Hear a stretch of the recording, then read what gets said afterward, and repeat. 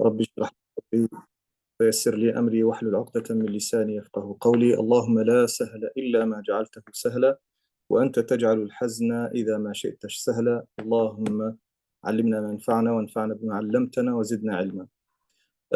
Tout d'abord, je tiens à m'excuser auprès de ceux et celles qui ont essayé de me joindre dans ces derniers jours. Malheureusement, j'étais en déplacement à l'étranger. Je viens de rentrer en France, donc j'étais pas joignable et en plus de ça, en fait, j'avais pas forcément de réponse à vous apporter quant à vos questions. Donc c'est la raison pour laquelle je ne pouvais pas vraiment vous apporter des éléments de réponse. Donc j'ai préféré vraiment attendre à ce que en fait quelqu'un puisse faire le nécessaire par rapport à vos questions.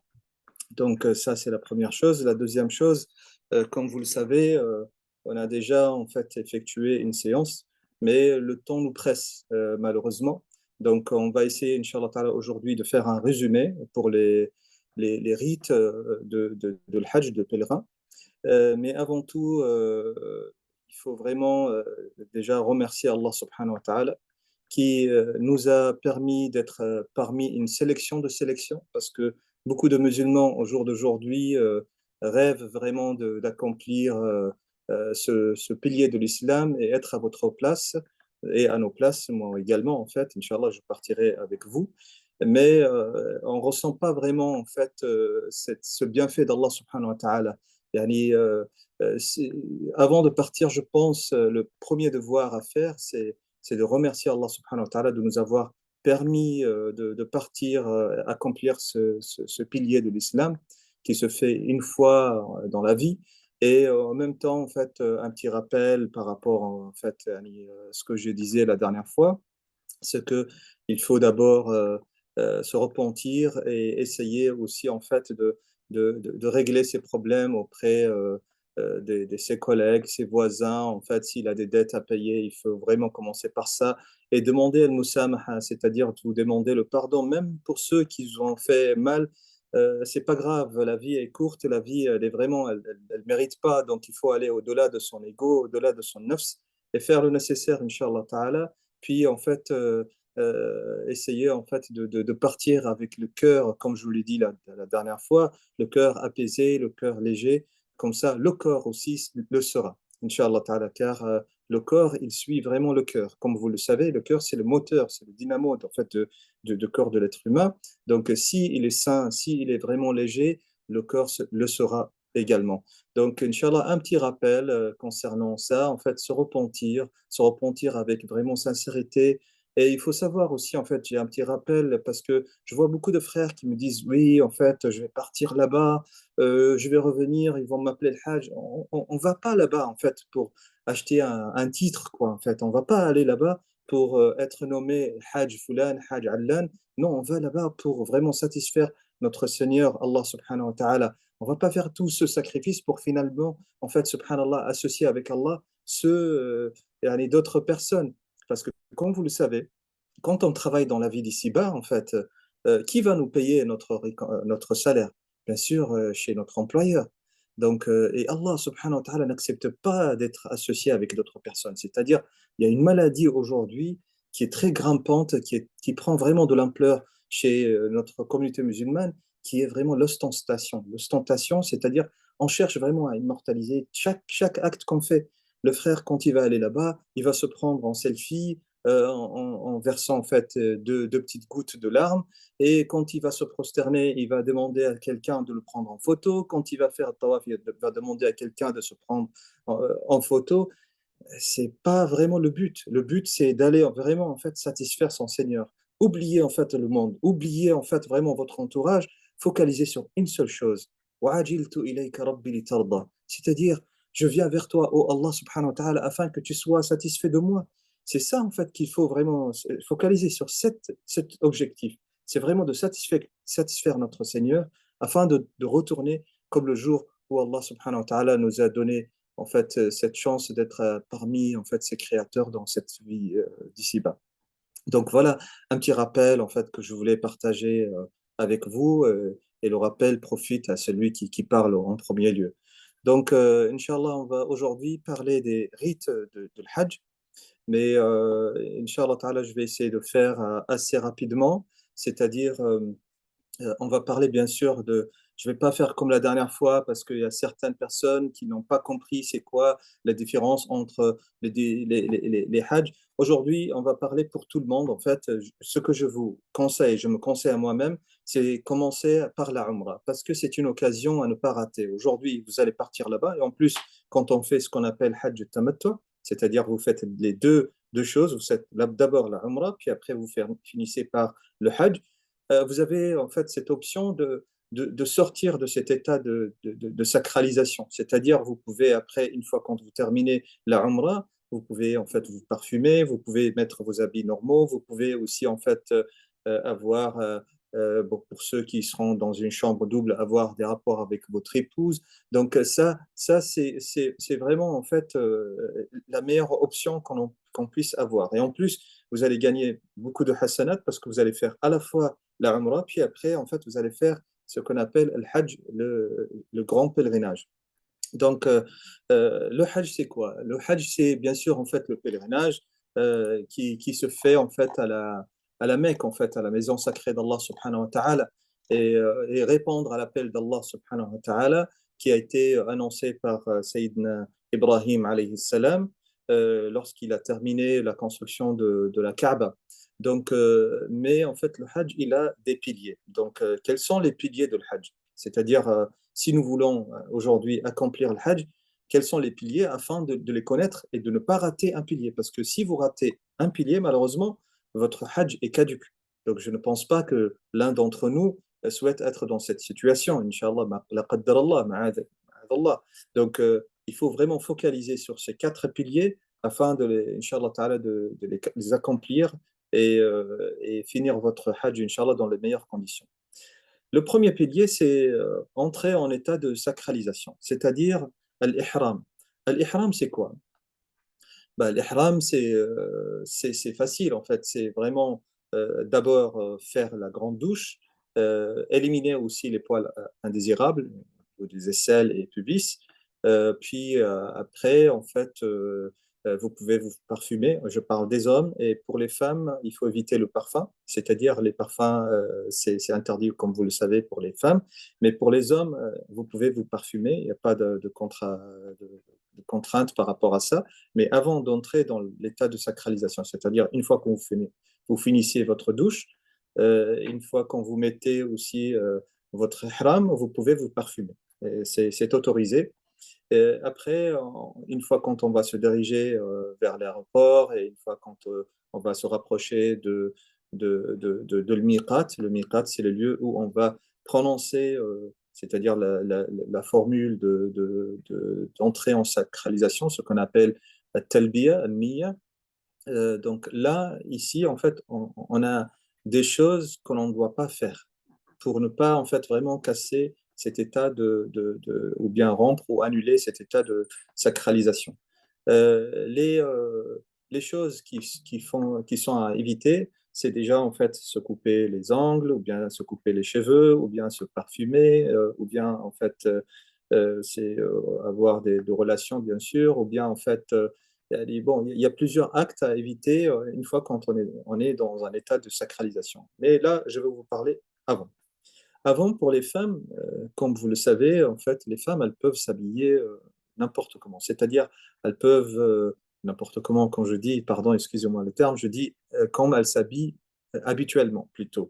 En fait, c'est-à-dire les habits qui sont les habits d'une musulmane.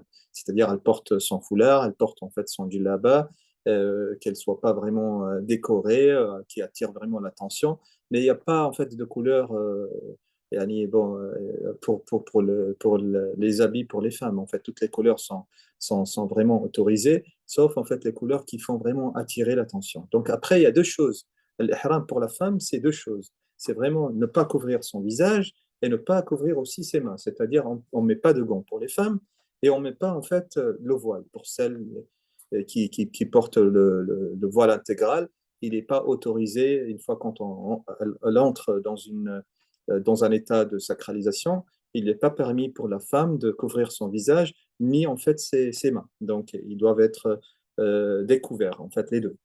Mais elle peut mettre tous ses habits habituels, c'est-à-dire mettre des chaussures, mettre en fait son là-bas, mettre le foulard, mettre en fait les sous-vêtements. Ça, c'est autorisé pour les femmes. Pour les hommes, non, il n'a pas cette possibilité. L'homme, il porte juste en fait, il doit porter deux tissus, deux morceaux de tissu en fait qu'on appelle l'ihram, qui sont de couleur blanc. Et ça nous renvoie vraiment à notre dernière station avant la rencontre d'Allah subhanahu wa ta'ala, qui est en fait la mort. Donc, il n'y a pas de différence entre, on ne peut pas se distinguer, en fait, le roi et en fait le petit monsieur, en fait, le miskin, ou bien en fait le pauvre, ou bien l'homme fortuné. On est tous égaux face à Allah subhanahu wa ta'ala. Et ça nous renvoie vraiment à notre origine et ça nous rappelle vraiment les choses essentielles et notre rencontre avec Allah subhanahu wa ta'ala. C'est pour ça l'homme, il ne peut pas porter des choses à part, en fait, vraiment ces deux morceaux de tissu, blanc, bien sûr, de préférence. Et après, il est interdit de porter des choses cousues comme, en fait, le débardeur, ou bien des caleçons, ou des chaussettes. Tout ça, ou bien le shashia que je porte aujourd'hui, ça aussi, c'est pas autorisé. Tout ce qui, en fait, prend la forme du corps, ou bien, en fait, qui est cousu, c'est interdit pour l'homme. Donc, il portera que ces deux morceaux de tissu, en fait, qui s'appellent al-rida pour la partie os et en fait al-izar pour la partie basse. Donc, comme je vous l'ai dit, le hajj, il commence en se mettant en état de sacralisation par l'ihram. Et après, une fois quand on arrive à l'aéroport, en fait, ça, je vais essayer de vous faire pas par pas. C'est-à-dire pour les hommes qui vont aller directement à la Mecque, donc vous n'avez pas le choix malheureusement. Vous allez être obligé de porter votre ihram. Par contre, pour ceux qui vont faire un escale, vous pouvez prendre votre ihram dans votre sac à dos, puis une fois arrivé dans votre aéroport d'escale, en fait, là-bas, si vous avez vraiment un temps libre, vous pouvez, bon, qui est, on va dire, en fait, qui est raisonnable, c'est-à-dire si vous avez une escale de 2 heures, 3 heures, c'est faisable, mais si c'est moins que ça, franchement, ne prenez pas le risque. Donc, il vaut mieux faire toute cette préparation à domicile. Mais si c'est le cas, c'est-à-dire vous avez un temps libre, vous avez un temps qui est relativement lent, vous pouvez en fait prendre votre ihram avec vous dans le sac à dos, puis après, une fois arrivé en fait sur place, vous prenez votre douche et là-bas, en fait, vous faites votre intention pour rentrer en état de sacralisation. Mais pour ceux qui vont partir en Médine, donc ce n'est pas la peine de mettre votre ihram, ce n'est pas la peine aussi de le prendre avec vous. Vous pouvez le mettre dans votre valise en soute, puis une fois arrivé en Médine, là-bas, Inch'Allah Ta'ala, on fera le nécessaire et je vous expliquerai en fait tout à l'heure comment. Donc, Inch'Allah Ta'ala, oui, j'ai reçu en fait beaucoup de questions par rapport à ça aussi. Qu'est-ce qu'on pourra mettre comme sandales? Donc, il n'y a pas de souci, il y a pas vraiment en fait de marque à recommander, mais il faut que ça soit on va dire des claquettes ou bien des sandales confortables parce que là-bas, il fera très très chaud. Donc, et pour éviter d'avoir des ampoules, vous savez, c'est souvent le cas avec le frottement, la chaleur et tout on développe vraiment et on produit des ampoules au niveau de pied et c'est très très en fait gênant et ça fait mal surtout quand on va aller en fait pour faire le tawaf, pour faire aussi en fait ce qu'on appelle le sa'i, c'est pareil. Il faut éviter donc on va dire les claquettes ou bien en fait les sandales qui sont de mauvaise qualité. Et évitez ça et prenez quelque chose qui va être confortable pour vous. Par contre, il y a bien sûr des conditions pour les sandales pour l'homme, hein, je parle toujours. Pour la femme, on a dit il n'y a pas de restriction, à part en fait couvrir le visage et les mains. Par contre, pour l'homme, les sandales aussi, il y a des conditions, c'est-à-dire le talon, il doit être découvert. Et pour certains savants aussi, en fait, ils disent même en fait l'avant, c'est-à-dire on ne mettra pas de sabot, sauf pour les personnes en fait qui ont, par exemple, les personnes diabétiques qui ont peur en fait d'avoir des plaies au niveau des orteils. Là, il n'y a pas de souci, ils peuvent mettre quelque chose afin de protéger leur orteil. Mais pour les personnes normaux, en fait, comme normales, je veux dire, comme moi et d'autres personnes aussi, il est recommandé d'avoir des sandales qui sont ouvertes à l'arrière et au devant, c'est-à-dire comme des claquettes, quoi. Voilà. Donc, ça, ce qui concerne la tenue. Donc, la tenue, euh, euh, une fois quand on finit notre douche et on fait vraiment, en fait, comme je vous l'ai dit, on fait le nécessaire par rapport au poil indésirable et on met, en mettant notre ihram, pour ceux qui vont aller directement à la Mecque, là, en fait, vous allez pouvoir, si c'est un vol direct de Paris à Jeddah ou bien en fait de Lyon à Jeddah ou de Marseille à Jeddah, il faut mettre votre ihram. Ne prenez pas le risque de le mettre dans votre sac à dos parce que vous allez dépasser après en fait le miqat. C'est le lieu où on doit prononcer la formule pour entrer en état de sacralisation. Ne prenez pas ce risque. Portez en fait votre ihram et au-dessus, vous pouvez mettre un qamis, vous pouvez mettre, je ne sais pas moi, si vous voulez, une veste ou autre chose. Et une fois quand nous serons dans l'avion, que ce soit avec escale ou sans escale, le capitaine de bord, en fait, il va nous annoncer qu'on se rapproche. Il me semble, d'habitude, en fait, ils annoncent ça un quart d'heure, 20 minutes avant d'arriver sur place afin de vraiment avertir tout le monde. Par contre, je vous dis franchement, ne prenez pas le risque de le porter en fait vraiment, on va dire en fait à l'aéroport. Si vous savez que votre vol il sera direct, donc prenez-le à domicile, mettez-le à domicile et mettez dessus en fait ce que vous voulez. Puis, une fois quand on vous annonce ça, vous allez pouvoir enlever ce qui est dessus, le mettre en fait dans votre sac à dos et, euh, et entrer en état de sacralisation sans pour autant en fait rater ça. Parce que si vous ne le faites pas, en fait, c'est-à-dire si vous dépassez, vous ne faites pas votre niya, votre intention, et si vous ne faites pas aussi en fait le nécessaire avant le miqat, là, il va avoir en fait ce qu'on appelle le fidya à payer. Le fidya, c'est abattre on va dire en fait une bête. Mais tout dépend les savants, parce qu'il y a des savants qui disent, et la majorité disent, l'état de sacralisation, c'est un pilier, donc c'est lui qui ne le fait pas, en fait, son hajj, il est caduc. Donc voilà. Ça, c'est le résumé, en fait, pour entrer en état de sacralisation. Une fois c'est-à-dire quand on vous annonce dans l'avion que vous êtes pratiquement arrivé au miqat. Le miqat, c'est les lieux que le prophète sallallahu alayhi wa sallam a définis. Il a défini 5 points, en fait, si vous voulez. Chaque point, il est destiné à une région spéciale, en fait, selon les destinations d'arrivée. Donc là, vous allez faire votre intention, labbaik Allahumma bi'umra, c'est-à-dire je réponds à ton appel, au Allah, par une umra. Donc ça, vous allez arriver peut-être le premier jour de Dhul Hijjah ou bien en fait avant, on ne sait pas pour l'instant. Donc une fois quand vous allez faire ça, vous entrez dans un état de sacralisation. Ça y est, labbaik Allahumma bi umra ou en fait après vous rajoutez ça. Moi je préfère le dire labbaik Allahumma bi umra fa in habasani habis famahilli haythu habastani. C'est-à-dire, et si j'ai un empêchement, mon lieu de désacralisation sera où tu m'as empêché, où tu m'as retenu plutôt. Donc, et ça vous permet, si vous avez un empêchement, on ne sait jamais en fait qu'est-ce qui peut arriver. C'est-à-dire que vous pouvez vous désacraliser sans pour autant avoir en fait l'obligation de faire ce qu'on appelle une fidya, parce que vous avez été retenu malgré vous. Mais donc ça, c'est pas vous que vous l'avez choisi, c'est Allah subhanahu wa ta'ala. Il y a des contraintes en fait, qui peuvent en fait, se présenter à nous. Donc voilà, rajoutez cette formulation. Vous allez être de toute façon avec d'autres guides aussi en fait, qui vont vous rappeler ceci, c'est-à-dire vous dites labbaik Allahumma bi umra fa in habasani habis famahilli haythu habastani. Donc voilà, je réponds à ton appel, au Allah, par une umra.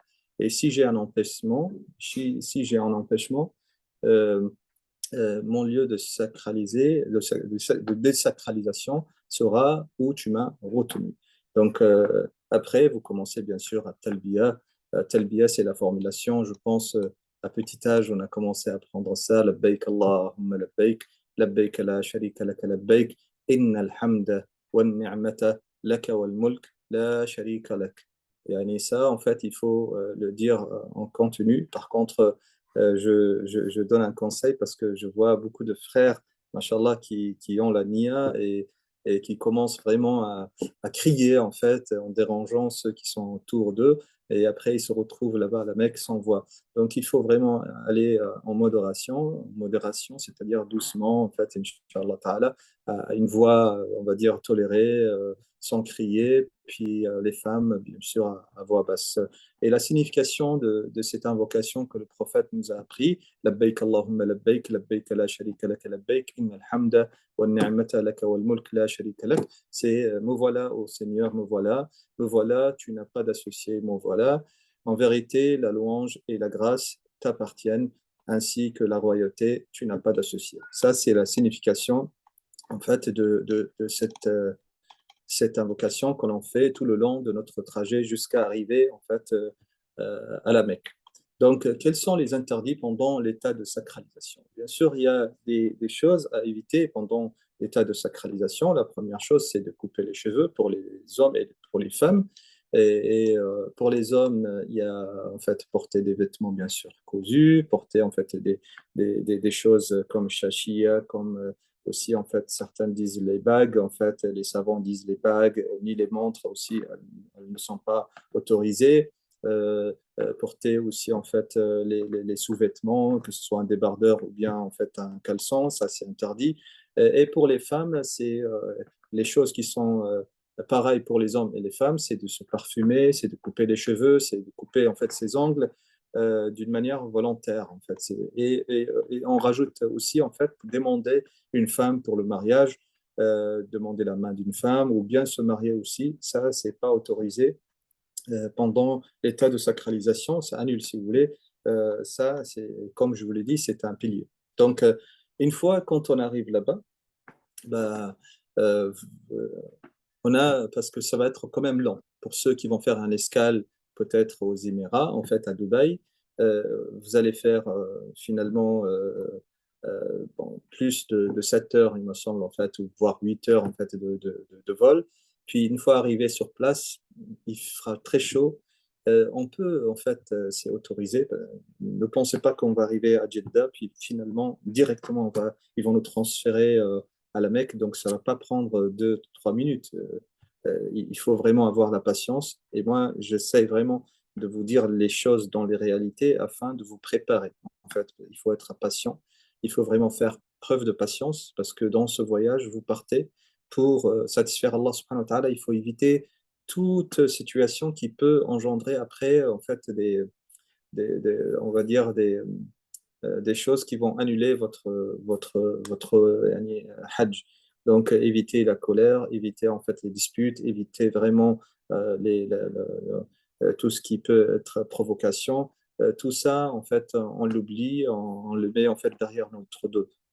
Donc, une fois quand on va arriver là-bas, il faut avoir la patience parce qu'il ne va pas avoir que les pèlerins de France, il va y avoir aussi des pèlerins qui vont venir de chaque bout en fait, du monde.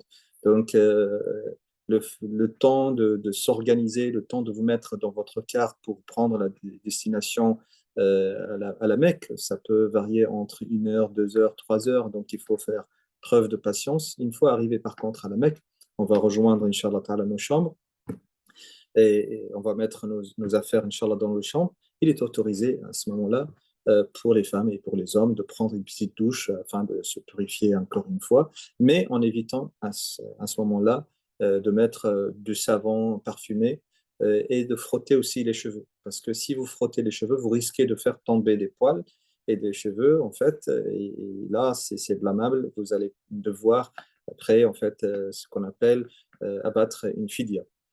Donc, quand on va arriver, Inch'Allah Ta'ala, à l'hôtel, on a cette option aussi de se reposer un petit peu ou bien de partir directement. Ça, on le verra en fait sur place. On va, Inch'Allah Ta'ala, sur place quand on arrive.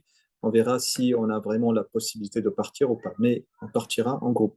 Je le rappelle encore une fois, il ne faut pas que les personnes prennent vraiment ces initiales en fait en fait l'initiative plutôt de partir seul en fait à la Kaaba parce que c'est juste à côté et moi j'ai besoin de faire en fait la Umrah avant je regarde pas le groupe, non, on reste toujours unis, on reste toujours en groupe parce qu'il y a beaucoup de gens qui se perdent en fait là-bas Il y a, en fait, c'est limité par la distance, en fait. Ne croyez pas que c'est grand. C'est pas vraiment très grand, mais on peut se perdre très facilement parce qu'il y a une multitude de gens. Donc, il faut faire attention. Il faut marcher ensemble. Il faut, en fait, aller faire les rites ensemble. Il faut pas vraiment, en fait, aller partir seul ou bien prendre cette aventure de partir seul. Non, mes frères et sœurs, je vous recommande et je me recommande à moi aussi de partir toujours en groupe, Inch'Allah Ta'ala, et de suivre le guide. Donc, une fois quand on va décider de partir pour faire yani, la Umrah, en fait, on a ce qu'on appelle en fait le deuxième pilier qui est le tawaf. Le tawaf, bien sûr, c'est faire les tours autour de la Kaaba. Quand on rentre à Al-Kaaba, bien sûr, là, tout ça, ce que je vous ai raconté, on continue bien sûr de dire Labbaik Allahumma labbaik, labbaik la sharika labbaik. Yani, il faut pas arrêter. Et quand vous êtes fatigué, il faut se reposer un petit peu, peut-être, en fait, je sais pas, 2, 3 minutes, puis après reprendre, reprendre, reprendre. Parce que franchement, ça vous met dans un état, ça vous prépare spirituellement, si vous voulez. Votre cœur, il est vraiment prêt après de rencontrer Allah subhanahu wa ta'ala dans ce voyage céleste. Donc, une fois arrivé à Al-Kaaba, bien sûr, vous rentrez avec votre pied droit et vous dites en fait le dua qui est connu, Bismillah, Alhamdulillah, wa salatu wa salam ala Rasulillah, Allahumma ighfir li dhunubi wa ftah li abwaab rahmatik. Et quand vous regardez le Kaaba, c'est à ce moment-là que vous arrêtez à dire Labbaik Allahumma labbaik. Et là, en fait, après, vous commencez à dire des invocations. De toute façon, on sera là, on va dire l'invocation prononcée, Inch'Allah Ta'ala, et tout le monde va, Inch'Allah Ta'ala, répéter derrière nous.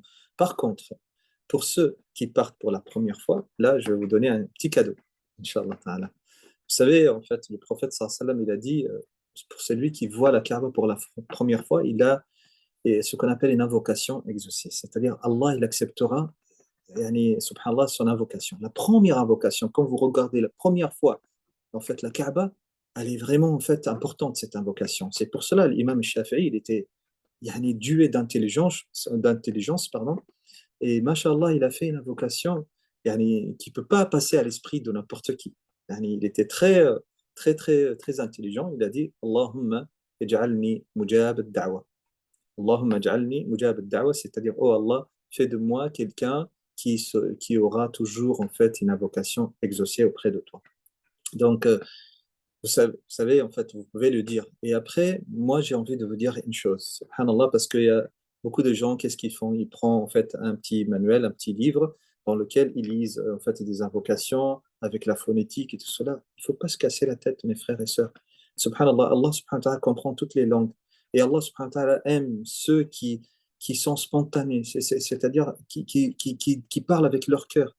Chacun d'entre nous, il a en fait un passé qui est différent de l'autre. Chacun d'entre nous, il a ses manquements, chacun d'entre nous, il a ses propres problèmes, chacun d'entre nous, il a en fait ses propres soucis. En fait, peut-être il a des dettes. Il y a un qui va venir, subhanallah, qui a envie de trouver du travail, ou bien d'autres, peut-être, ils ont des enfants qui sont très, très perturbants, qui ont des problèmes. Donc, subhanallah, chacun, il va invoquer Allah subhanahu wa ta'ala avec sa langue et avec sa façon qu'il veut. Il ne faut pas vraiment, en fait, prendre un livre, puis essayer de lire Allahumma rabbana ighfir lana dhunubana wa israfana fi amrina. Non, non. Parlez avec votre langue, que ce soit en français, que ce soit kabyle, que ce soit shiha, que ce soit l'arabe. Vous parlez avec la langue que vous connaissez et discutez avec votre Seigneur comme vous discutez avec quelqu'un que vous aimez. Quand vous aimez quelqu'un, vous ouvrez en fait votre cœur à cette personne. C'est pareil avec Allah subhanahu wa ta'ala, on fait la même chose. C'est-à-dire, lors de tawaf, bien sûr, quand on va arriver là-bas devant le Kaaba, et le tawaf, il commence par ce qu'on appelle le Hajar al-Aswad. C'est dommage, en fait, aujourd'hui, j'ai pas pu vraiment vous préparer des illustrations, mais Inch'Allah Ta'ala, vous avez quand même accès à Internet, vous allez pouvoir, si vous cherchez, il y a des livres qui s'appellent le guide, en fait, de Hajj, ou bien autre chose. Vous regardez, vous pouvez regarder aussi des vidéos qui vous montrent un petit peu comment, en fait, accomplir ce pilier, mais vous commencez dans tous les cas de figure par le Hajj al-Aswad. Le Hajj al-Aswad, c'est la pierre noire. Il y a en fait le prophète sallallahu alayhi wa sallam, bien sûr, il l'a touché. Nous, on ne pourra pas. Parce qu'avec la multitude de personnes, ne prenez pas ce risque, mon frère, mes frères et sœurs. de toucher la pierre noire. Sinon, malheureusement, avec la foule qu'il y a là-bas, il y a beaucoup de gens qui ont perdu leur vie. Ce n'est pas l'objectif. L'objectif, c'est vraiment d'accomplir notre Hajj, Inch'Allah Ta'ala, puis retourner chez les nôtres, Inch'Allah Ta'ala, en étant, Inch'Allah, pardonné de nos péchés.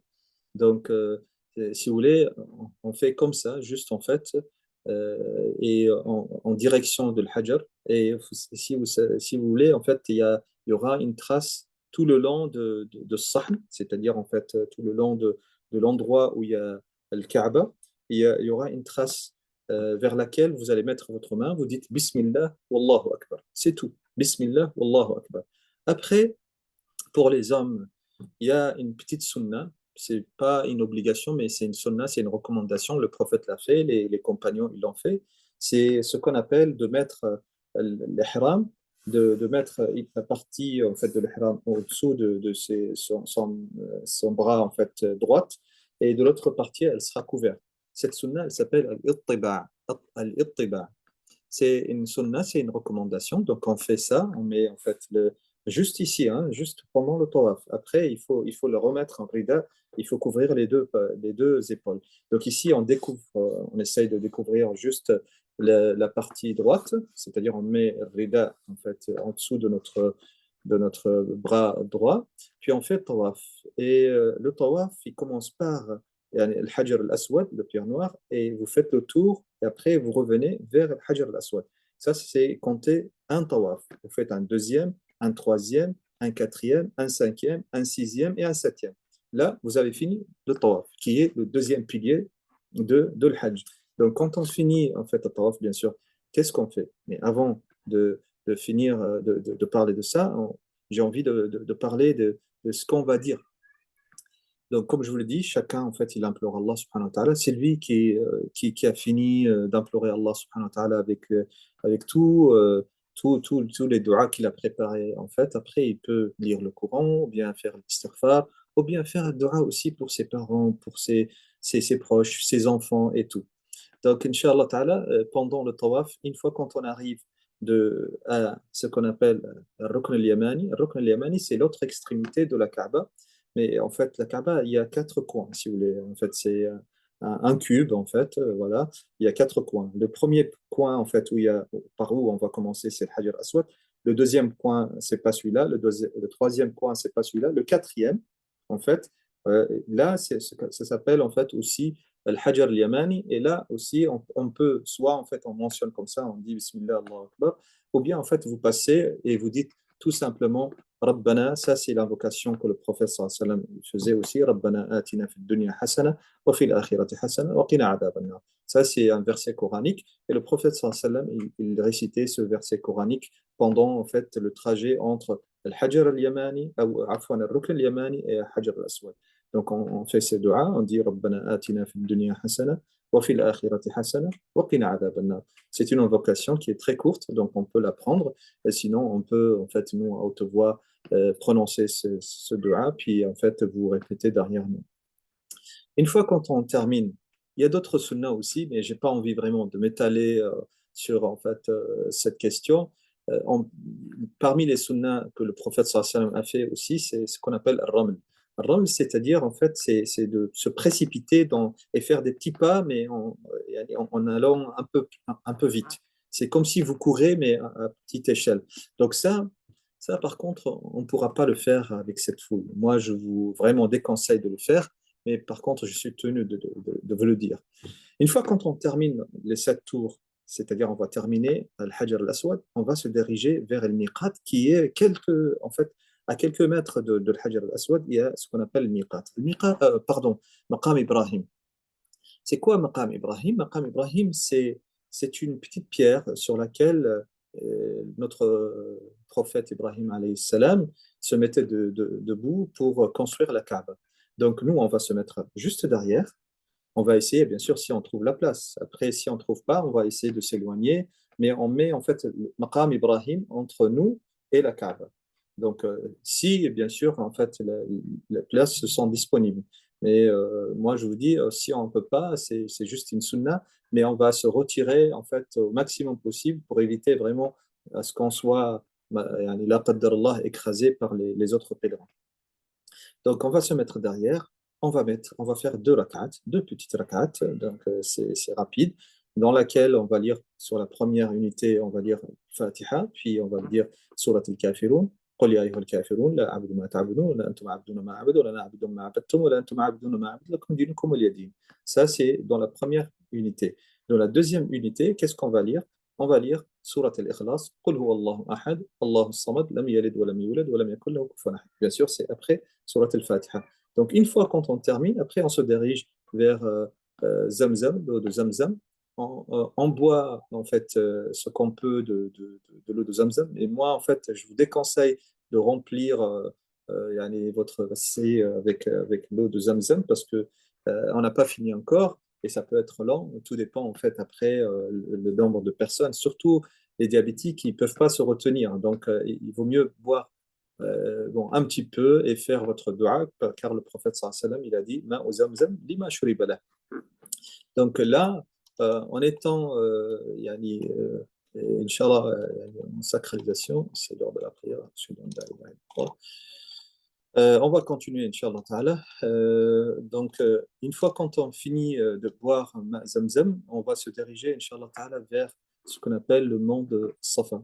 Le mont de Safa, il y a une histoire en fait, et c'est comme je vous l'ai dit la dernière fois, notre mère Hajar, l'épouse d'Ibrahim alayhi salam, lorsque le prophète Ibrahim l'a laissé en fait là-bas à la Mecque, elle faisait bon, des allers-retours entre le mont de Safa et le mont de Marwa, qui sont juste à côté de la Kaaba. Ils sont pas loin. Ils sont vraiment en retrait, mais ils sont pas très loin. Donc, elle faisait, mais à l'époque de Hajar, il n'y avait pas la Kaaba encore. Donc, parce que c'est Ibrahim, alayhi salam, qui l'a construit avec son enfant Ismaïl, qui était encore bébé là. Donc elle a monté sur le mont en premier sur Safa. Elle regardait s'il n'y avait pas en fait vraiment quelque part en fait un puits ou bien un signe de vie, parce que c'était le désert, les déserts. Donc, et avec la chaleur, elle avait vraiment peur pour son enfant, donc elle cherchait vraiment un puits ou un signe de vie pour vraiment donner de quoi manger et de quoi boire à son bébé. Donc elle a fait 7 trajets, elle montait en fait yani, partait vers le mont de Marwa, puis après elle revenait, et à un moment donné elle courait pour se précipiter, pour ne pas vraiment tarder et trouver quelque chose pour son enfant. Donc, et là, nous faisons la même chose, yani, subhanallah, yani, en mémoire de ces moments en fait, qui sont très forts dans notre yani, subhanallah, religion. Et ça, si vous voulez, yani, c'est fort parce que yani, subhanallah, une femme qui n'a pas vraiment en fait, de force et qui est aussi avec un enfant qui n'a pas de force et un bébé, mais elle voulait vraiment à tout prix en fait, prendre les choses en main. C'est-à-dire, elle ne va pas rester à sa place et, subhanallah, demander à Allah subhanahu wa ta'ala et implorer à Allah subhanahu wa ta'ala de lui envoyer de l'eau. Elle a fait le nécessaire, c'est-à-dire elle a fait 7 trajets et une fois quand elle a terminé le septième trajet, Allah il a envoyé l'ange Jibraël qui a en fait après yani, fait jaillir en fait l'eau de Zamzam entre les jambes et les pieds en fait de notre prophète Ismaïl alayhi salam. Donc, et là, en fait, quand on va se diriger vers le mont de Safa, parce que le prophète sallallahu alayhi wa sallam, ici aussi, quand il s'est dirigé vers là-bas, il a récité le verset suivant. Il a dit Inna safa wal marwata min sha'airillah, faman hajja al-bayta aw i'tamara, fala junaha alayhi an yattawafa bihima, wa man tatawwa'a khayran fa inna Allaha shakirun alim. Et après, il a dit Abda'u bima bada'a bihi Allah. C'est-à-dire, quand il a récité ce verset, Inna safa wal marwa, et après, il a dit Je commence par le mot lequel Allah subhanahu wa ta'ala a commencé. Parce qu'Allah, il a cité Inna safa, après, il a dit le marwa. Donc, lui, il a commencé, il s'est dirigé vers le mont de Safa, qui sera sur notre droite, quand, en partant de la Kaaba, en laissant la Kaaba derrière nous, le mont de Safa, il sera sur notre droite. Donc, il est monté sur le mont de Safa, puis après, il s'est dirigé vers la Kaaba, et il a dit 3 fois Allahu Akbar, Allahu Akbar, Allahu Akbar, La ilaha illallah wahdah, صدق وعده ونصر عبده وأعز جنده وهزم الأحزاب وحده. Après, il a commencé à faire en fait, des doigts, des invocations. Et là, on peut aussi en fait se limiter à ce doigt parce que le temps ne va pas nous permettre vraiment de rester très longtemps en fait sur le mont de Safa. Il faut qu'on termine, Inch'Allah Ta'ala, les 7 trajets à faire entre le mont de Safa et le mont de Marwa. Par contre, une chose en fait à clarifier, c'est-à-dire un tour, en fait, parce qu'on va faire 7 trajets. Le trajet, c'est pas de faire un trajet de Safa jusqu'à le Marwa et le retour. Non, un trajet, c'est un simple aller, c'est un trajet. Un simple retour, c'est un trajet. Donc, on va faire 7. On va commencer par Safa et on va finir le dernier trajet vers le Marwa. Donc, on va faire Safa, de Safa, Marwa, Safa, Marwa, Safa, Marwa, après Safa, Marwa. Juste en fait à la fin, on va terminer, Inch'Allah Ta'ala, notre trajet. Et le 7e trajet, ça sera en fait Al-Marwa. Donc, qu'est-ce qu'on fait pendant ces trajets? C'est pareil, comme le tawaf, on fait des invocations. C'est le moment, mes frères et sœurs. Il ne faut pas vraiment en fait dire, ah oui, mais ça va être long, mais qu'est-ce que je vais dire? Vous pouvez discuter avec Allah subhanahu wa ta'ala. Il n'y a pas un lieu, subhanallah, où les invocations, ni un moment aussi où les invocations elles sont exaucées comme en fait ces lieux-là. Et notamment si c'est votre première rencontre et votre première expérience, subhanallah, il y a toujours la première fois, c'est pas comme la deuxième ou la troisième ou la quatrième. Ça, vraiment, en fait, ça place dans le cœur. Donc, préparez-vous, préparez, en fait, vous, avec vos péchés, avec vos manquements, avec tout vos demandes aussi, tout ce que vous attendez d'Allah subhanahu wa ta'ala.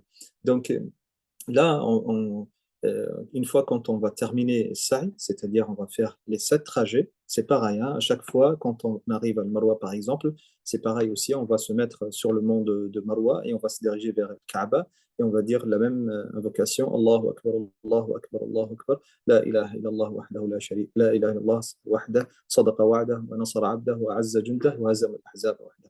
Pareil aussi, après vous faites votre invocation, après vous continuez. Une fois quand on termine là, en fait, le 7e trajet, là, ici, on arrive à la fin de notre Umrah. Alhamdulillah, je vous dis félicitations, vous avez fini votre Umrah. Et après là, qu'est-ce qu'on doit faire? Eh ben, on doit se couper les cheveux pour être dans un état de désacralisation, c'est-à-dire sortir de cet état de sacralisation, vous êtes censé de couper les cheveux. Donc là, je dis en fait à nos frères et nos sœurs, il ne faut pas en fait vraiment le faire sur place. Vous avez la possibilité de rentrer en fait dans votre chambre, mais entre le temps où on rentre en fait jusqu'à chez nous on reste dans un état de sacralisation, c'est-à-dire on ne peut pas en fait couper quoi que ce soit. Quand on arrive là-bas, après on prend si quelqu'un il a ramené avec lui une tondeuse, en fait, et il laisse en fait son voisin, parce qu'on va être à 4, on va partager les chambres à 4, et en fait, ils se coupaient, chacun il coupe pour l'autre. Et de préférence, moi, je vous conseille de raccourcir tout simplement, en fait, comme ça, vous laisserez un peu de cheveux pour, Inch'Allah Ta'ala, après le Hajj. Donc l'homme, il va bien sûr en fait se raccourcir en fait ses cheveux partout en fait dans toute l'intégralité de ses cheveux. La femme par contre, elle essaye de réunir ses cheveux, puis après elle coupe à la hauteur d'une phalange. Donc ça, c'est autorisé. Donc elle peut réunir ses cheveux et derrière, elle demande à une sœur de prendre des ciseaux et de couper à la longueur en fait d'une phalange. Ça, après, ça y est, elle est dans un état de désacralisation. Et après, en fait, à ce moment-là, elle est permis pour l'homme et la femme de faire ce qu'ils avaient l'habitude de faire, c'est-à-dire c'est quelques heures. Vous voyez ce que je veux dire? C'est pour ça que je vous dis, en fait, c'est l'avantage d'avoir en fait choisi cette option, c'est-à-dire tamattu'. Tamattu', c'est-à-dire là, vous allez faire al-umrah, après vous allez profiter de ce jour jusqu'à le 8e jour, vous allez pouvoir en fait, vous habillez normalement, vous parfumez, en fait, prendre votre douche avec, même si en fait le savon parfumé, avec tout. Vous allez faire tout comme d'habitude.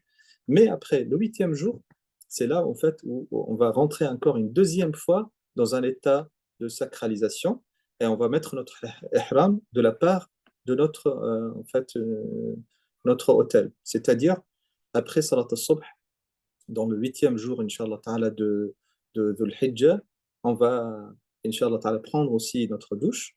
Et on va après pouvoir se parfumer pour les hommes, pour les femmes. Après, on met aussi pareil, en fait, nos vêtements pour les femmes, elle va mettre ses habits. Pour les hommes, il va mettre son ihram. Donc, une fois quand il termine, il dit, en fait, depuis sa chambre, il dit Labbaik Allahumma hajjan, fa in habasani habisun, fa mahalli haythu habasani. C'est-à-dire, oh Allah, je réponds par ton appel, en fait, je réponds à ton appel par un hajj. Et si, en fait, j'ai un empêchement, mon lieu de désacralisation sera où tu m'as retenu. Donc, une fois quand il dit ça, après, on va se diriger, Inch'Allah Ta'ala, vers le camp de Mina. Et ça sera le huitième jour, Inch'Allah Ta'ala, de Dhul Hijjah. Et dans tous les cas de figure, ça ne sera pas une surprise pour vous. Il y aura tous les jours, vous serez en contact avec votre guide, Inch'Allah Ta'ala, et on sera nombreux, Inch'Allah Ta'ala, avec vous. On va faire, Inch'Allah Ta'ala, beaucoup de durous sur place. Pardon, alhamdulillah. On va faire beaucoup de choses ensemble, Inch'Allah Ta'ala, et on va faire beaucoup de rappels afin de, Inch'Allah Ta'ala, essayer de maximiser vos connaissances sur en fait, les piliers de l'Hajj. Parce que là, on n'a pas encore commencé le Hajj. Le Hajj, il commence le huitième jour. Le huitième jour, qui est en fait le jour de Tarwiyah, comme on appelle. Donc après Salat al-Subh, on va se diriger, Inch'Allah, là-bas. Et moi, je vous dis honnêtement, ça ne sert à rien de prendre avec vous parce que j'ai vu des messages dans le groupe où ils disent qu'est-ce qu'on doit prendre. On prend un sac de couchage, on prend, je ne sais pas, ceci et cela. Ne vous inquiétez pas, une fois arrivé sur place là-bas, en fait, prenez juste un sac à dos, un petit sac à dos avec peut-être deux qamis pour se changer. Je parle pour les hommes, pour les femmes, pareil, parce que sur place là-bas, vous aurez votre matelas qui sera propre à vous. Vous aurez aussi un petit coussin qui sera propre à vous. Une fois quand vous arrivez sur place, il y a en fait Flynas qui a l'habitude de fournir un sac à dos, un sac à dos à chaque pèlerin. Et donc, le prestateur de service, c'est-à-dire Flynas, il va vous donner ce sac à dos dans lequel il va avoir déjà, on va dire en fait, un coussin pour vous, une petite couverture, en fait, afin de vous couvrir. Et vous aurez aussi votre petit matelas. Puis après, vous aurez aussi d'autres choses, en fait, yani, bon, des petits accessoires pour vous rafraîchir et tout. Et j'oublie pas aussi, en fait, vous aurez aussi un parapluie afin de vous éviter d'avoir un coup de soleil. C'est-à-dire que vous allez pouvoir le tenir comme ça pour vous empêcher le soleil à vous frapper. Voilà. Donc, une fois arrivé sur place là-bas à Mina, le huitième jour, Inch'Allah Ta'ala, de Dhul Hijjah, ce que nous allons faire, c'est on va raccourcir, Inch'Allah Ta'ala, nos prières, c'est-à-dire on va faire le Dhuhr, l'Asr, et le Maghrib et l'Isha. Donc, le Dhuhr, on va le raccourcir, on va le mettre, Inch'Allah, à 2 rak'at. L'Asr, pareil, 2 rak'at. Le Maghrib, ça reste 3 rak'at. Et l'Aïcha, ça sera 2 rak'at aussi. On ne peut pas, en fait, yani faire le jama', ce qu'on appelle le jama', c'est-à-dire rejoindre les prières, mais on va juste raccourcir les prières, c'est-à-dire 2 unités pour le Dhuhr, 2 unités pour l'Asr, 3 unités pour le Maghrib et 2 unités pour l'Aïcha. Et on va être avec vous, bien sûr, dans la tente, Inch'Allah Ta'ala. Et là-bas, vous aurez tout ce qu'il faut, Inch'Allah Ta'ala, à boire et tout. Par contre, avant d'oublier, en fait, je vous recommande aussi de prendre avec vous des médicaments parce que on ne sait jamais qu'est-ce qui peut arriver en buvant en fait de l'eau. Et je conseille mes frères, je me conseille aussi de ne pas boire de l'eau de robinet. Il faut toujours boire en fait l'eau de bouteille en fait parce que elle peut avoir des problèmes en fait, on ne sait pas. À l'exception de l'eau de Zamzam, alhamdulillah, qui est une eau, machallah, une eau pure, pardon, et qui est sacrée. Donc là, il n'y a pas de problème. Vous pouvez en fait boire en abondance, mais évitez de boire l'eau de robinet parce que ça peut engendrer des problèmes de diarrhée. Donc prenez avec vous des médicaments contre la diarrhée, contre en fait les maux de tête, contre aussi la fièvre, parce que en fait assez souvent les gens ne supportent pas en fait vraiment la chaleur et tout cela, et donc ils tombent directement malades. Donc prenez avec vous un peu de Doliprane, un peu de Turfan, un peu en fait des médicaments bon, qui vont suffire en cas d'urgence. Je ne le souhaite pas. Donc, Inch'Allah, une fois, comme je vous l'ai dit, arrivé sur place à Mina, on va passer la nuit là-bas, Inch'Allah Ta'ala, et le lendemain, ça sera, Inch'Allah Ta'ala, on va prier le Fajr, et après, en fait, le Fajr est le lever de ce soleil, on va se diriger vers Arafat. Et ça, c'est une station de l'Hajj, à ne pas rater. Donc c'est lui qui rate parce que ça, c'est un pilier. Comme je vous l'ai dit, les piliers de l'Hajj, c'est le premier pilier, c'est l'état, entrer en état de sacralisation, ce qu'on appelle en arabe l'ihram. Deuxième pilier, c'est le tawaf. Soit vous le faites au début, mais après, il y a des savants. Il y a une différence entre les écoles en fait, de jurisprudence. Donc, ça peut être tawaf al-ifada, comme on dit. Donc, ça, c'est obligatoire aussi, tawaf al-ifada. Il y a aussi la station de Arafat, parce que le prophète sallam, il a dit Al-Hajju Arafa. Al-Hajju Arafa. Le Hajj, c'est la station de Arafa. Donc, c'est lui qui rate cette station, c'est comme s'il n'a rien fait. Donc, il doit rendez-vous, on va dire, en fait, l'année suivante. Donc, on doit vraiment faire attention et rester en groupe et ne pas quitter le lieu et rester avec son guide. Et Inch'Allah, de toute façon, il va y avoir un mouvement collectif, Inch'Allah ta'ala, en groupe, on partira ensemble, Inch'Allah.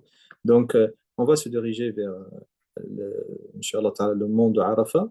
Mais avant d'arriver là-bas, il y a une mosquée là-bas qui s'appelle la mosquée de Namira, Masjid Namira, où il va y avoir, Inch'Allah ta'ala, il y a une khutbah, il y a un cheikh qui va nous faire la khutbah, puis après, on va faire le salat al-dhuhr et l'asr, on va regrouper salat al-dhuhr et l'asr, deux rak'at et deux rak'at. Une fois quand on finit, on va se diriger directement vers le mont d'Arafat, et ça, c'est le meilleur jour qui peut être vraiment dans toute la vie. Là, yani, subhanallah, le prophète sallam, il est resté là-bas de Salat al-Asr jusqu'à Salat al-Maghrib. Il faisait que subhanallah, des invocations à tel point qu'il a vraiment relâché sa monture, en fait, c'est-à-dire la bête sur laquelle il était, et il implorait Allah subhanahu wa ta'ala, wa yadahu murtafi'atan hakada, yani, en fait, avec les mains qui sont levées, et les sahaba disaient, on voyait en fait, yani, كنا نرى بياض إبطيه. Yani, on voyait en fait ces aisselles qui sont blancs en fait, qui brillent en fait, tellement qu'il était vraiment impliqué dans le dua, il pleurait sallallahu alayhi wa sallam, alors que lui, subhanallah, il n'a jamais commis de péché. Et regardez dans quel, subhanallah, comment est-ce que le prophète sallallahu alayhi wa sallam, il implorait Allah subhanahu wa ta'ala avec humilité, avec vraiment sincérité. Donc nous, qu'est-ce que nous disons, subhanallah?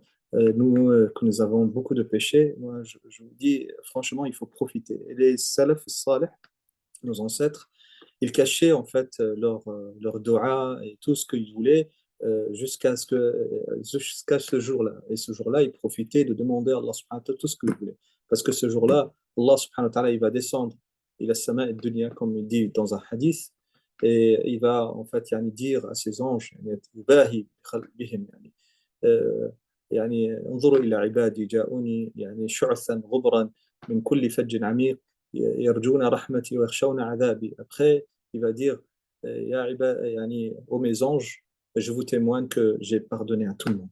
Subhanallah, à la fin. Il n'y a pas vraiment quelque chose qui peut être yani, plus belle que cette annonce. Quand Allah subhanahu wa ta'ala dira à ses anges, Ushhidukum ya malaika, je vous témoigne, ô mes anges, que j'ai pardonné à tous ces gens-là. Yani, subhanallah, c'est c'est vraiment fort. Et j'espère qu'on sera parmi ceux qui vont, Inch'Allah, être parmi ces gens-là qui seront pardonnés, Inch'Allah, ta'ala, de tous leurs péchés et qui vont retourner chez eux, Inch'Allah, ta'ala, sans péché. Donc, une fois, quand le soleil va se coucher, on va monter en groupe, Inch'Allah, ta'ala, dans l'écart et on va rejoindre, Inch'Allah, ta'ala, notre prochaine station, notre prochaine direction qui est Muzdalifa. Muzdalifa, c'est un lieu entre Arafat et Mina. Donc, on va passer la nuit là-bas, Inch'Allah Ta'ala. Et une fois arrivé à Muzdalifa, on va regrouper les deux prières de le Maghrib et l'Isha. On va faire 3 unités pour le Maghrib et 2 unités pour l'Isha. Puis après, le prophète sallallahu alayhi wa sallam, il a en fait, si vous voulez, récupérer les cailloux là-bas. Mais les cailloux, et là, subhanallah, ça me fait rire. Parce que j'ai vu des gens dans leur tête, ils disaient oui, on va lapider le shaitan, donc je vais prendre une roche. Il y en a qui exagéraient, franchement. Ils prenaient vraiment des cailloux, des grands cailloux comme ça, et c'est dangereux. Subhanallah, imaginez, ils lancent vraiment une pierre comme ça, elle tombe sur la tête de quelqu'un, là, il va faire un grand péché, subhanallah. Donc, il ne faut pas exagérer. En fait, là, vous prenez vraiment des petits cailloux qui sont à la taille de fèves, en fait, de la fève. Donc, vous prenez 7 pour le lendemain, puis après, vous prenez 21 fois 3, c'est-à-dire 21 petits cailloux. Si vous avez un petit sac ou bien si vous avez une petite bouteille, en fait, vous ouvrez le bouchon, vous mettez dedans comme font certains pèlerins, ou bien si vous avez un sac qui est dédié. Et parmi les choses qui sont mises dans le sac à dos dont je vous ai parlé tout à l'heure, en fait, qui est mis à votre disposition, il y a en fait un étui qui est dédié pour ça. Donc, il vous donne un étui dans lequel vous allez pouvoir rassembler tous ces cailloux. Donc, comme je vous l'ai dit, si on fait les calculs, il faut 7 yani, cailloux pour le lendemain et il faut 21 fois 3, c'est-à-dire pour le 11, 12 et 13. 13e jour de Dhul Hijjah, il faut 21 cailloux pour chaque jour, et ce qui fait un total de 63 cailloux, puis avec les 7 premiers, ça fait 70. Donc au tout, vous allez pouvoir, Inch'Allah Ta'ala, yani, vous occuper et faire beaucoup de doigts et en même temps essayer de rassembler en fait ces petits cailloux. Donc, on va dormir sur place et là-bas, alhamdulillah, ils vont vous mettre à votre disposition aussi des petits sacs, des petits, en fait, afin que vous puissiez vous allonger, vous reposer un petit peu. Puis, Salat al-Fajr, on va le faire, Inch'Allah Ta'ala, sur place et on va se diriger vers Mina, puis après vers la grande stèle. يعني, العقبة الكبرى. Et là-bas, on va commencer à lapider en disant Bismillah, Allahu Akbar. Et à chaque fois, on jette. Et on ne jette pas vraiment par force parce que je vois des gens, sakin, ils croient que le diable, il est là, en fait, et on doit vraiment le frapper. Non, mais en fait, vous faites une adoration, on fait comme le prophète sallallahu alayhi wa sallam, il a fait. Donc, le prophète sallallahu alayhi wa sallam, il a dit, lors de Hajj al-Wada', Hajjat al-Wada', il a dit Khudhu anni manasikakum. Yani, prenez de moi vos rites. Donc on fait comme le prophète sallallahu alayhi wa sallam il a fait. On ne doit pas exagérer. C'est comme si on accuse le prophète sallallahu alayhi wa sallam qu'en faisant ça, de ne pas accomplir le hajj comme il se doit. Donc on doit vraiment être modeste et subhanallah faire les rites de hajj comme le prophète sallallahu alayhi wa sallam il a fait. Donc Inch'Allah, nous aurons le temps d'expliquer chaque étape, Inch'Allah ta'ala, sur place et on fera le nécessaire. Donc, comme je vous ai dit, on dit Bismillah, Allahu Akbar et on jette les stèles, en fait, la grande stèle, 7 cailloux, c'est tout. Puis après, on va retourner à Mina. Et là, une fois quand on a fini ça, là, en fait, ça y est, on peut se raser en fait les cheveux. On va se raser les cheveux, Inch'Allah ta'ala. Une fois quand on va se raser les cheveux, ça y est, tout deviendra autorisé. Pareil. Donc, si vous voulez, c'est 2 jours. On va être en état de sacralisation pendant 2 jours. Le huitième jour et le neuvième jour. Le huitième jour, quand on va se diriger en fait de notre hôtel vers Mina, et le neuvième jour, le jour de Arafat, jusqu'à l'aube, en fait, c'est-à-dire le lendemain, le Fajr. Après, quand on va faire la lapidation, on va se diriger pour se raser les cheveux. Puis, une fois quand on se rase les cheveux, là, à ce moment-là, vous êtes yani, autorisé de faire tout ce qui est en fait normal. Et en fait, vous pouvez vous parfumer, vous pouvez vous doucher, vous pouvez vous habiller normalement. Mais l'imam Malik, il dit en fait que yani, se parfumer, c'est makrouh, en fait, c'est blâmable tant qu'on n'a pas fait tawaf al-ifada. Mais en tout cas, on ne va pas, Inch'Allah, brûler les étapes. Une fois arrivé sur place, c'est-à-dire après avoir lapidé la grande stèle, en fait, là, on va se diriger pour se raser les cheveux, puis après, on va s'habiller normalement. Et là vient l'importance, en fait, des habits que je vous ai demandé de prendre, en fait, de rechange, parce qu'on va rester quand même là-bas le 11 et 12 et 13, normalement. En fait, si, pour ceux qui veulent, en fait, qui ont la possibilité, ils restent jusqu'au 13e jour. Parce que le prophète sallallahu alayhi wa sallam, il nous a appris qu'avec chaque caillou qu'on jette, en fait, on lapide vraiment la stèle, nous avons un grand péché qui est effacé. Donc, imaginez en fait à chaque caillou.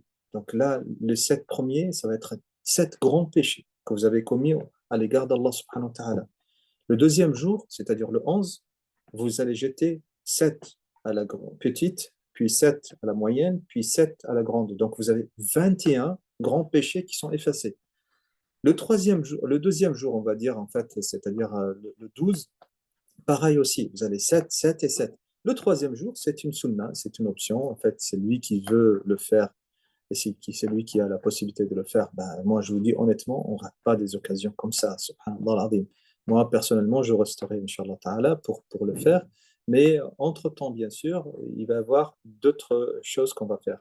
On va partir, Inch'Allah Ta'ala, dès le premier jour. Après, une fois quand on est rentré en état de désacralisation, là, on va retourner à la Mecque pour faire ce qu'on appelle sa'i. sa'i. Ça, c'est un aussi, en fait, un pilier. Yani, comme je vous l'ai dit, le premier pilier, c'était, allez, on va compter ensemble, l'ihram, c'est la sacralisation. Deuxième pilier, c'était en fait le wuquf bi'Arafa. La deuxième station, c'est le wuquf bi'Arafa. Troisième pilier, c'est sa'i. Le quatrième, en fait, si on fait vraiment, on respecte l'ordre, le quatrième, c'est tawaf. Mais le tawaf ici, c'est tawaf al-ifada, c'est-à-dire le tawaf d'adieu. Parce que le tawaf de l'qudum, pour celui qui a fait la première fois, c'est une obligation pour celui qui va faire, yani, subhanallah, yani, l'umrah. Et même pour celui qui ne va pas faire l'umrah, il va faire juste l'ifrad, comme l'avis en fait, de l'imam Malik et l'imam Shafi'i. Ils font, eux, pour eux, la meilleure formule, en fait, c'est la formule du ifrad. Mais en fait, l'avis de l'imam Ahmed, c'est tamattu, c'est-à-dire faire l'umrah, puis après, vous êtes en désacralisation et après vous rentrez en sacralisation pour le Hajj. Donc vous faites l'Umrah puis le Hajj. Donc, mais dans tous les cas de figure, comme je vous ai dit, le 10e jour, on va retourner à la Mecque pour faire un sa'i, qui est le troisième pilier, il ne faut pas le rater. Donc quand on va partir, de toute façon, on va vous informer. Inch'Allah, il va y avoir une série de durous sur place là-bas à Mina. Une fois quand on arrive, Inch'Allah ta'ala, là-bas, on fait un sa'i, bihawlillah ta'ala. On va, Inch'Allah, finir le troisième pilier et après, il ne nous restera que le dernier pilier, qui est le pilier de tawaf al-ifada, c'est-à-dire le tawaf d'adieu. Ça, c'est la dernière chose qu'on doit faire avant de quitter la Mecque, c'est-à-dire la dernière chose qu'on doit vraiment yani, faire là-bas, c'est de faire nos adieux à la maison d'Allah subhanahu wa ta'ala, qui est la Kaaba. On ne fait pas tawaf al-ifada tant qu'on on va pas partir. On ne le fait pas, par exemple, le 10e jour. On ne le fait pas le 11e jour. On ne le fait pas le 10e jour. On le fait le dernier jour avant de partir ou de quitter. Mais par contre, moi, ici aussi, je veux dire une chose, on ne laisse pas les choses en fait à la dernière minute et on ne part pas en fait seul. C'est-à-dire, on va le faire, Inch'Allah, en groupe. Et Inch'Allah, c'est les guides qui vont décider, Inch'Allah, quand est-ce qu'on le fera. Bi'idhnillah, il-wahid al-ahad. Là, j'ai essayé de faire un résumé en fait de l'Hajj, espérant que tout était clair dans votre tête. Si vous avez des questions, là, on va pouvoir, Inch'Allah Ta'ala, répondre, mais assez rapidement, Inch'Allah Ta'ala. Donc là, la parole, elle est à vous. Mais par contre, j'aurai juste en fait 10 minutes pour les questions-réponses. Sad Abdelhamid, Sad Abdelhamid, تسمعني؟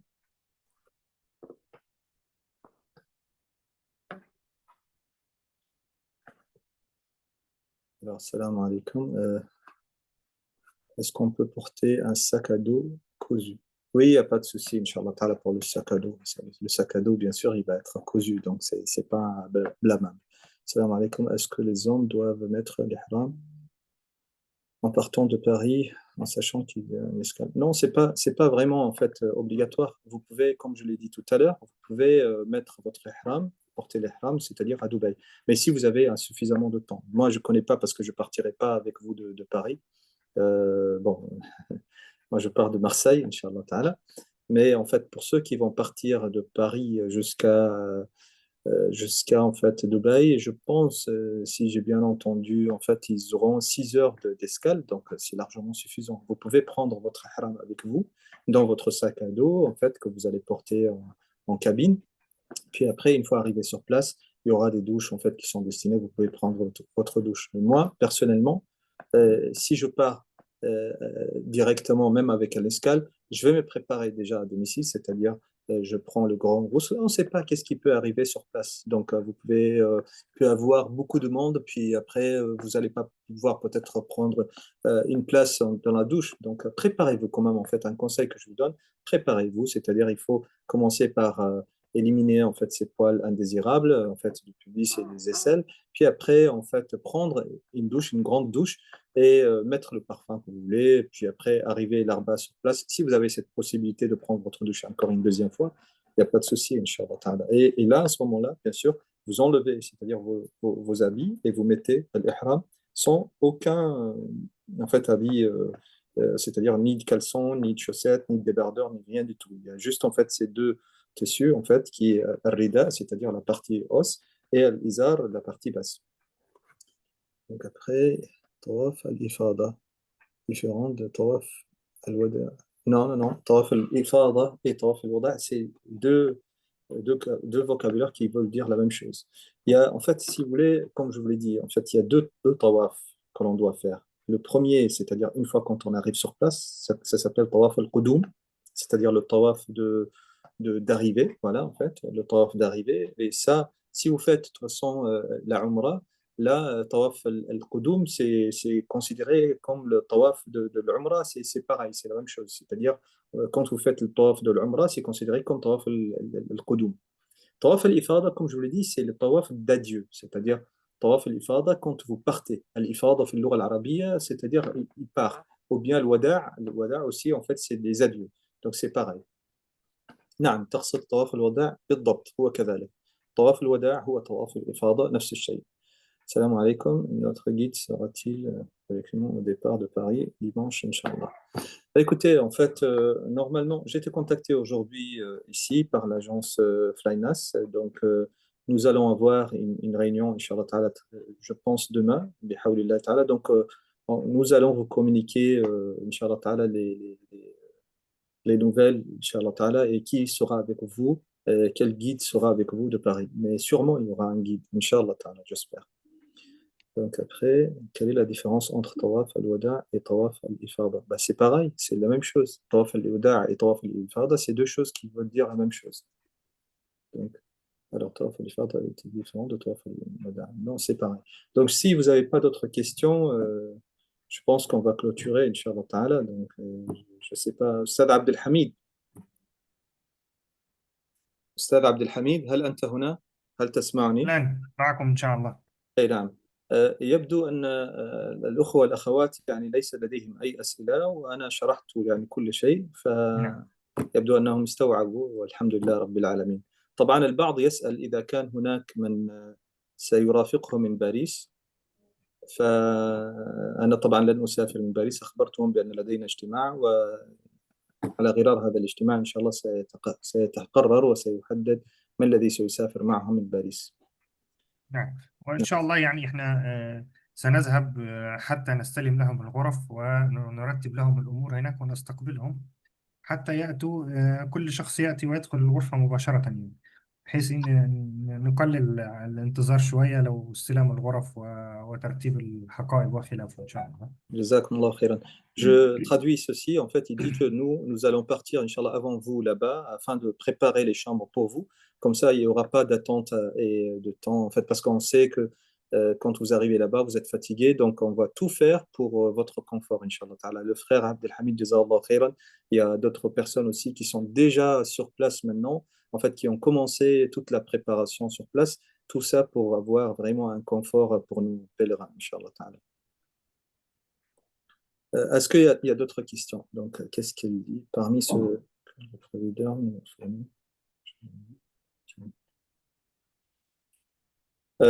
bah écoutez, en fait, par rapport à cette question, la sœur, oui, la sœur Leïla, en fait, elle demande qu'est-ce qu'il va y avoir, qu'est-ce qui sera donné en fait à Mina. J'ai une vidéo, Inch'Allah Ta'ala, je vais essayer de la poster en fait dans le groupe, Inch'Allah, et je vous expliquerai qu'est-ce qu'il va y avoir. De toute façon, la vidéo, elle regroupe tout ce qui est en fait dedans ce sac à dos qui sera mis à disposition à chaque pèlerin.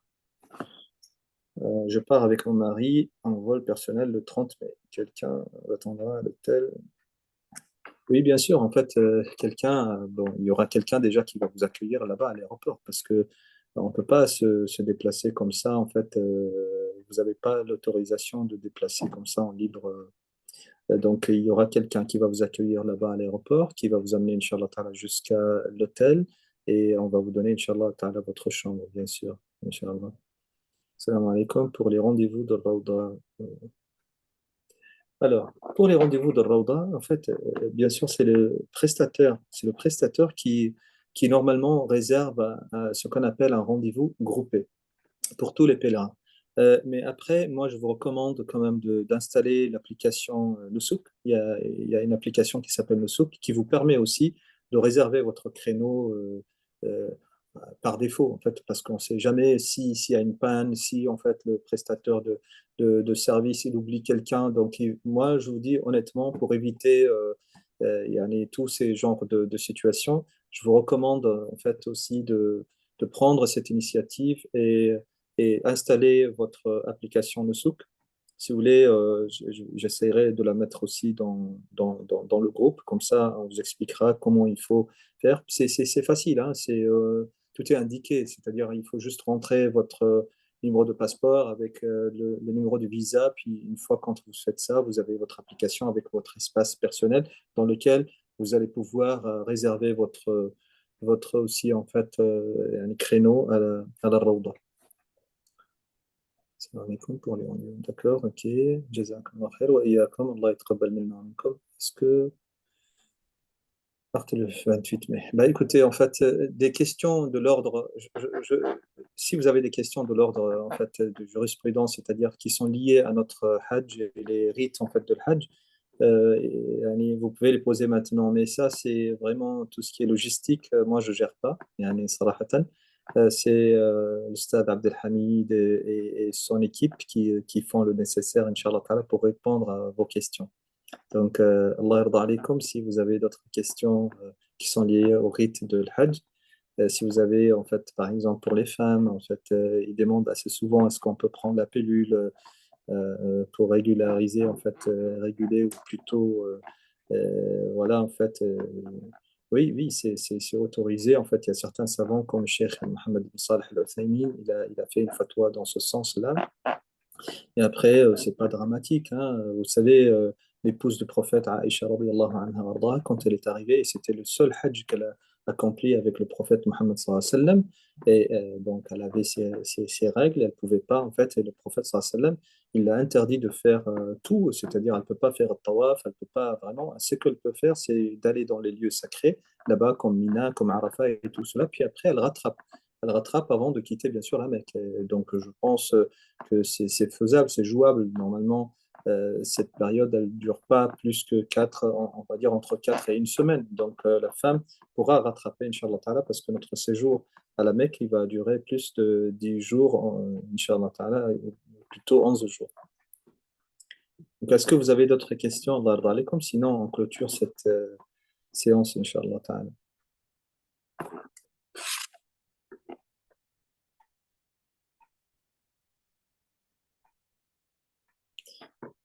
Qui nous accueille à l'aéroport? À l'aéroport, vous voulez dire en fait de départ ou d'arrivée, je ne sais pas. Si j'ai bien saisi, c'est que tout le monde vraiment s'inquiète par rapport à l'aéroport de départ. Je pense qu'il y aura à chaque aéroport, il y aura aussi en fait un guide qui partira avec vous, Inch'Allah, si les nouvelles sont bonnes. Parce que Flynas, le provider Flynas, c'est-à-dire le fournisseur de services, il a quand même en fait 6, voire 7,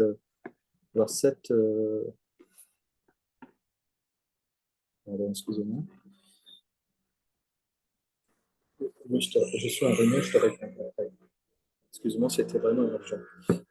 Donc, il a 6 ou 7 guides qui partiront ici en fait de la France. Donc, sûrement, il y aura quelqu'un, mais je ne peux pas quand même dévancer les responsables en fait de Flynas pour vous annoncer ça. Mais Inch'Allah, comme je vous l'ai dit, au plus tard demain, vous aurez l'information. Mais là-bas, bien sûr, il y aura aussi le prestataire de service qui vous accueillera, Inch'Allah Ta'ala, à Jeddah et qui fera le nécessaire pour le transport de Jeddah à la Mecque ou de Jeddah à Médine. D'accord, ok. Bah, écoutez, apparemment, vous avez tout saisi. Alhamdulillah Rabbil Alamin. Encore une fois, barakallahu fikum, Allah yataqabbal minna wa minkum salih al-amal wa ta'at. Qu'Allah agrée de nous. Juste, en fait, un petit rappel encore une fois.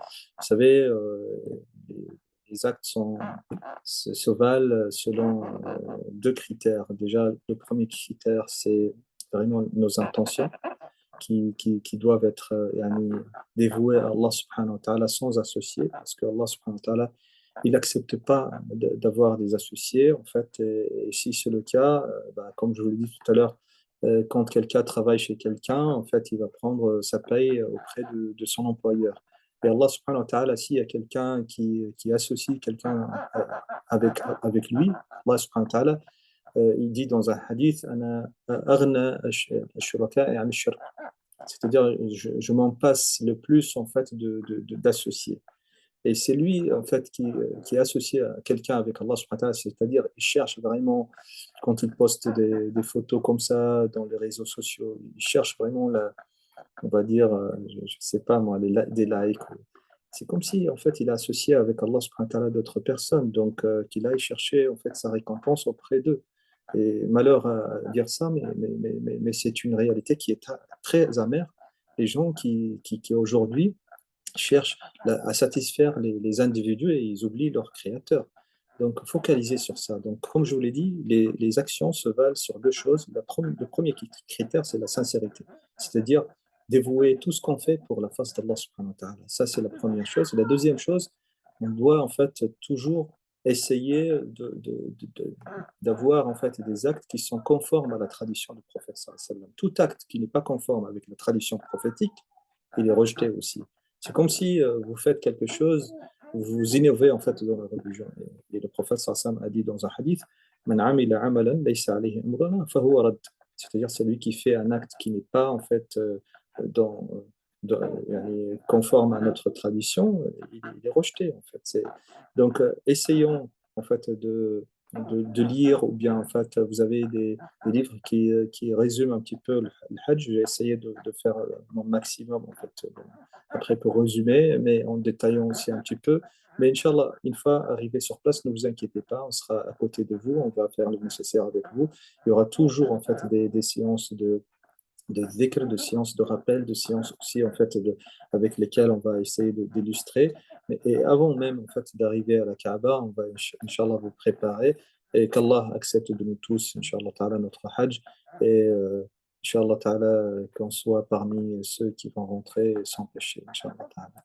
Barakallahu fikum. Oui, en fait, il y a quelqu'un qui pose la question, est-ce que cette conférence, elle sera disponible? Oui, en fait, nos frères, Inch'Allah, ils mettront le lien de cette conférence. Donc, أقول قولي هذا وأستغفر الله لي ولكم وأسأل الله سبحانه وتعالى أن يتقبل منا ومنكم صالح الأعمال والطاعات وإن كان يعني أخي عبد الحميد معكم إن شاء الله. تفضل. خلاص إن شاء الله تعالى ننهي هذا اللقاء لأنه الأسئلة الآن كلها تتعلق بالأمور الإدارية، يعني من سيستقبلهم هناك وهل سيكون معهم شخص يعني في المطار وهذه الأسئلة، وأنا أخبرتهم بأننا سنعلمهم بكل هذه الأمور إن شاء الله تعالى من خلال المنصة التي أسسناها يعني لهذا الغرض. طيب، سبحانك بإذن اللهم الله. وبحمدك أشهد أن لا إله إلا أنت أستغفرك اللهم وأتوب إليك. سبحان ربك رب العزة عما يصفون وسلام على المرسلين والحمد لله رب العالمين. السلام عليكم ورحمة الله.